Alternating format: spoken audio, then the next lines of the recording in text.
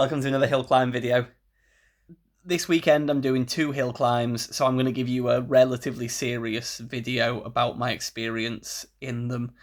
There's loads of stuff around hill climbs that I just don't think is fun. I'm just riding my bike. I can't be bothered doing anything to it, but I will show you what I pack for the weekend in order to sort of perform. But first and foremost, it's Friday, the day before going to do the hill climbs, and I've had a cold all week, so I've not been on the bike. I've done a little ride this morning, just on Zwift for an hour with Coco, the sea pacer, and kind of the back of my nose and throat felt a little bit raw, but everything else was okay. So I'm not going to perform great at the weekend, but at least I'll be fit enough. I have been planning. So it's going to be 1 hour 41 from my house in the morning to... So I'm just planning how long I want to be there to warm up and stuff. I'm off at 10:25. My mate Alex Whitmore there, off just before me. My other mate, Simon Myatt, off just before him. And then I also know vaguely, this is Bertie from Backpedal. He's going to absolutely smash me. So it looks like a good field, a strong field. Leon Wright's a big name, isn't he? Tom Bell, obviously. If you've never done a hill climb, this is the kind of information you get about it. Where to meet, parking info, that kind of thing. So that's pretty handy, especially, I mean, for a novice like me. I know that was boring to show you, but it is useful. And this is the segment, 2K, 10%. It's going to be hard, but I look forward to it.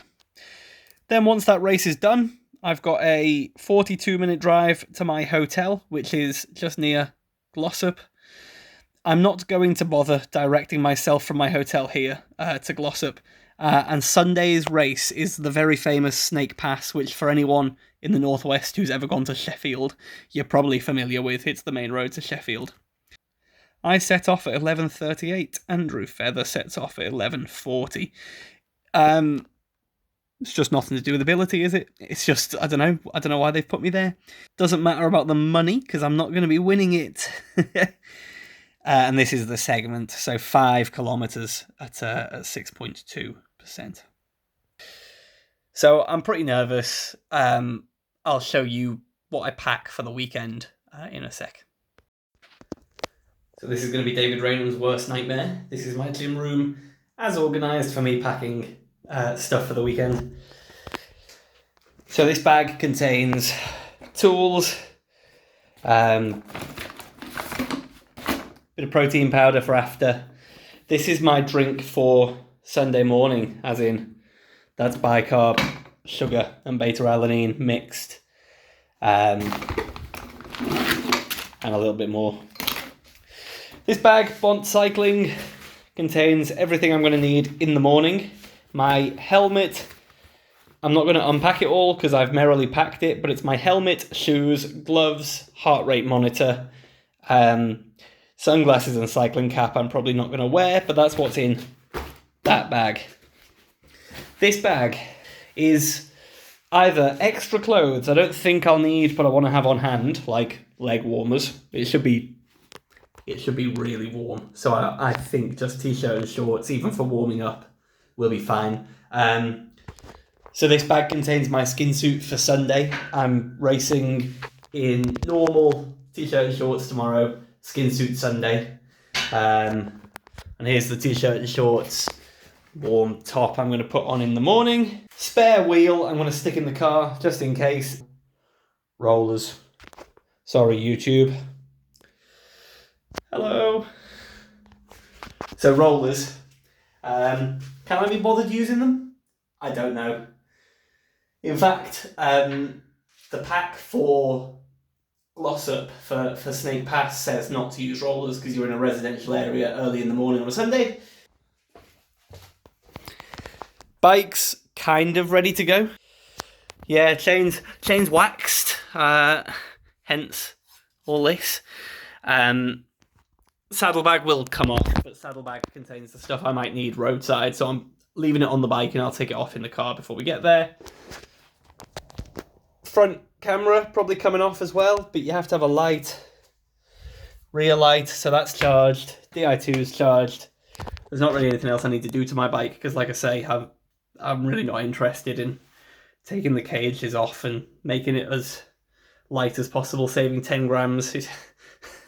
This may be an unfair opinion, but I'm sort of the opinion that when your bike's over 6 kilos anyway, saving a gram or two is just a waste of time. Either go full weight weenie and get a 5.2 kilo bike, or accept that it's less faff and ride your bike as it is, and I'm going for the latter.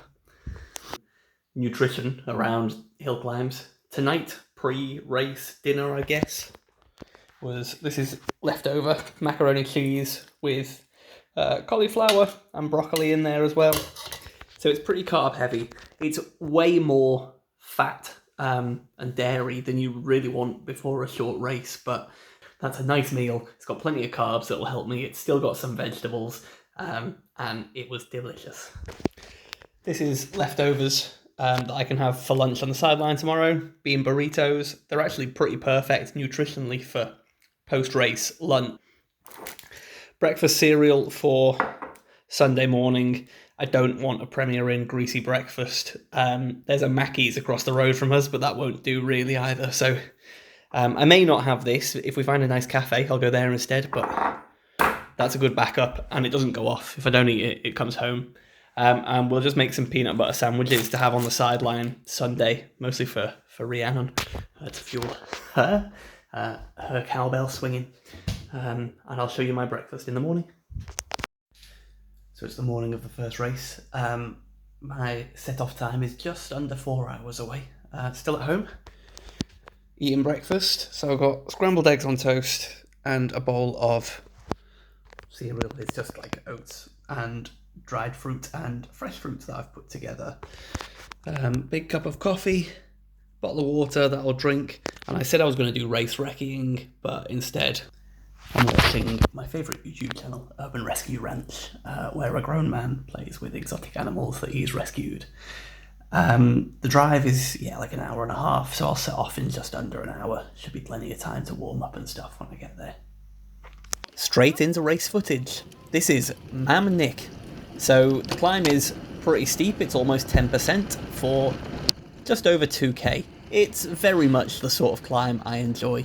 I'm not going to show you all of the footage in this, because this video would be 10 hours long if I showed you all of the footage from Mam Nick and Snake Pass.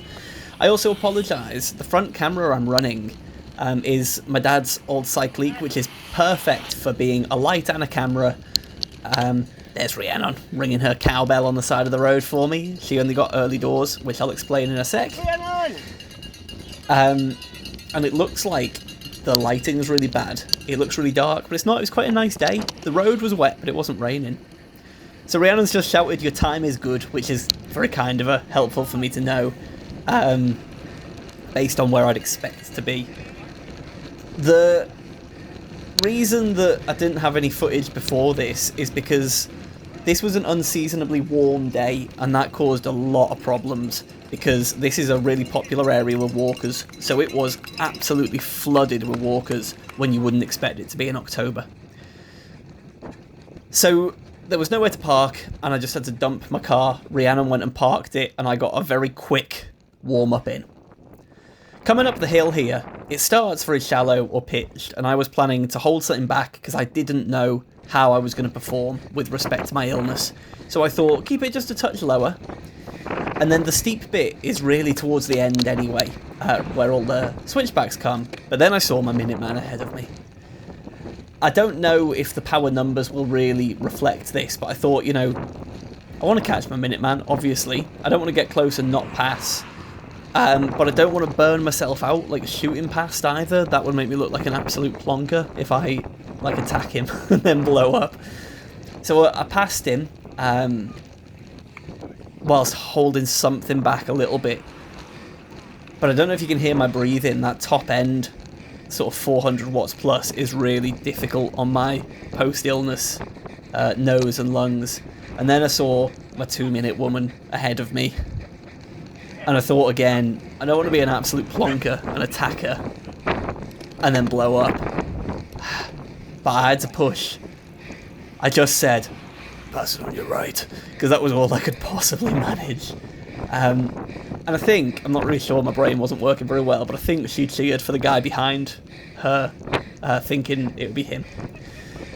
So the front camera, I'm sad because this is a beautiful climb. I'm sad that it's so dark. If you see in my rear view camera, it's actually a lovely day.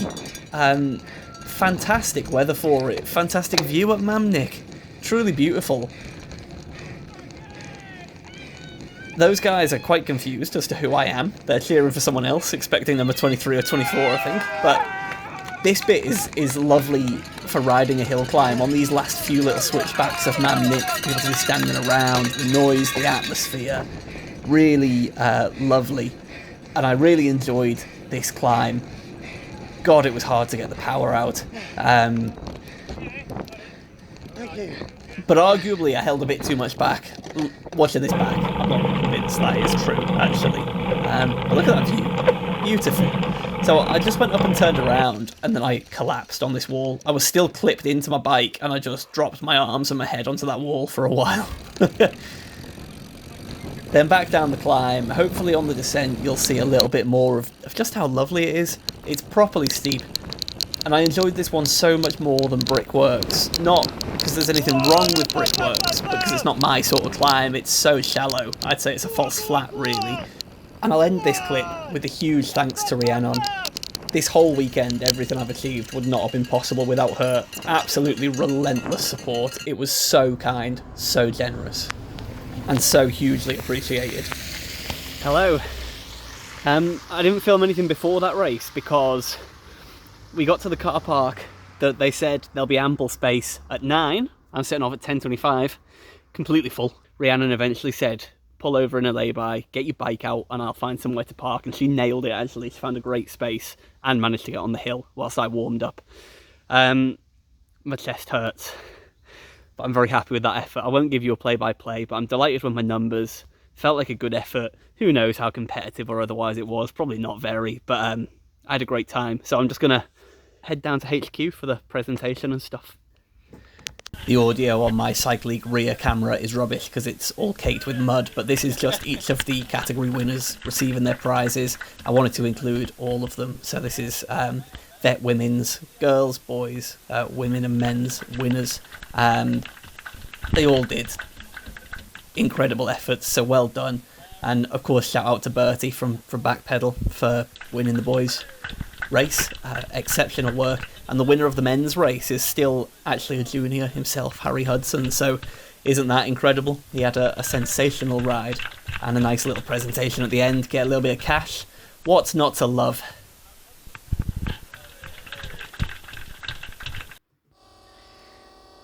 So when the results came in, I was 22nd today. I'm happy with that. I'm really happy with my power and performance. 22nd seems sort of average, but but quite good. So we've just gone to a Premier Inn nearby because these two hill climbs are both quite far, safe driving both days.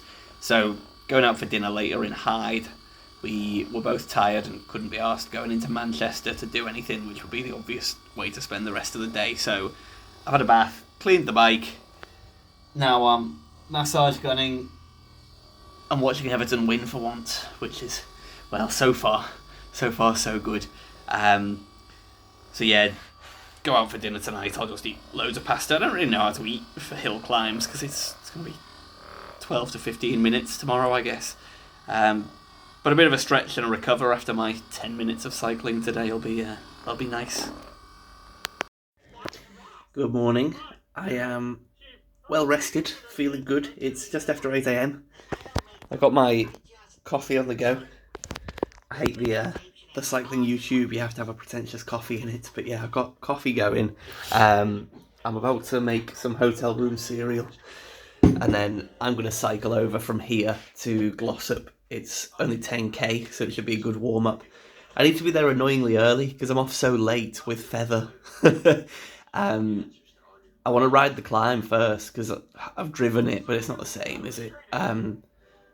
So I need to go over, sign on, get up the hill before everything starts, and then keep warm for an hour and a half. I'd like to watch, really, but I don't know how you watch and warm up. There's no other roads, so We'll see how it goes. Yeah, my legs are feeling good. I'm feeling pretty good. There were some noisy grebs above us, so I complained to reception because it felt like Matthew Van Der Poel before the Worlds. But then they shut up. So, yeah, breakfast time. The ride from Mottram to Glossop was absolutely lovely this morning. That's me singing to myself, trying to get myself, like, get rid of my nerves. I just, like, sung this song called Matilda by Pup, if you're interested. Beautiful bit of the world, anyway, this side of the peaks. So it was really nice to get this cycle in my legs, get out my own head a little bit, and just enjoy the scenery.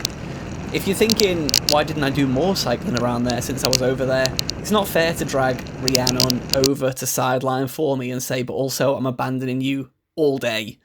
Like, have fun in Mottram where there's nothing to do. So I did a little bit of that. And here, this is actually after I've signed on, so that I'm not warming up on Snake Pass itself and getting in people's way. This is the old road from Glossop up to Woodhead. Beautiful. So much better than warming up in there. Glossop's a lovely area. I'd, you know, if I got a job in Manchester, I'd live there. Anyway, lining up for Snake Pass. Absolutely terrifying. Here we go. On the start line with Andy Feather just behind me. Off we go. Snake Pass is very long. 5k, but only 6% average, but that's a lot of elevation. I've probably said this a few times now, but Snake Pass is the main road from Manchester to Sheffield, direct, in my opinion. There's different ways you can go, but it's always the way I've driven from Liverpool over to Manchester, over to Sheffield. So I know it well, it's busy as anything, it's a horrible road to cycle. They managed to close it to heavy goods vehicles, but not to all traffic like they have done in previous years. So up to this first corner is the steepest bit, and I told myself that I can do whatever I like out of the saddle to there, but then I have to keep it controlled. I basically gave myself carte blanche for a bit of a Top Cat start. And it kind of paid off. I just made sure I got power round on the flat corner, and then it just becomes settling in and finding your rhythm. I've sped up large bits of this, because it's, you know, 5k uphill, it's kind of a 15-minute effort. Thank you. That guy's just on his way, but cheering me on, very kind.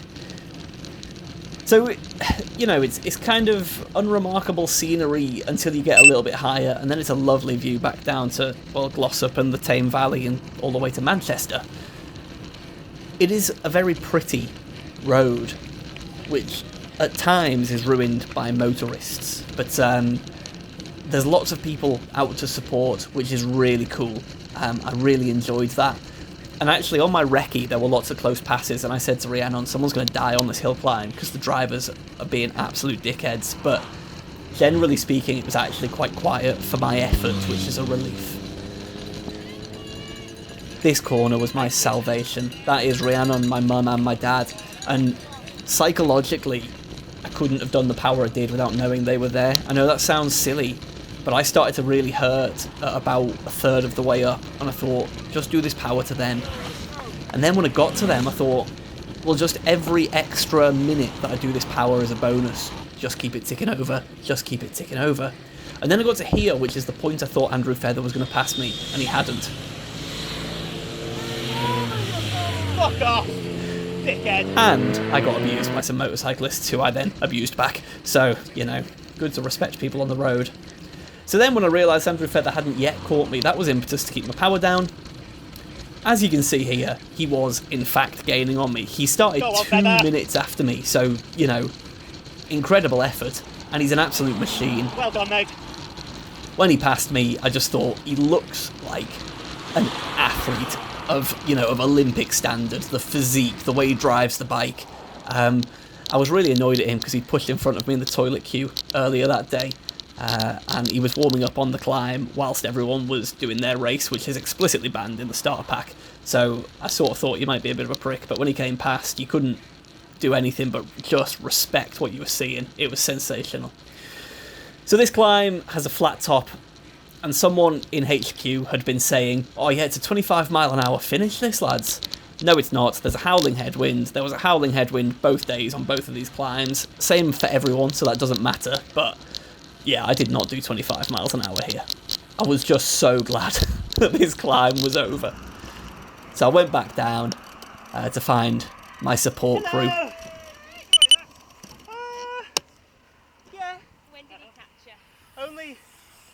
straight. Yeah, not that. We obviously got 99 well quick.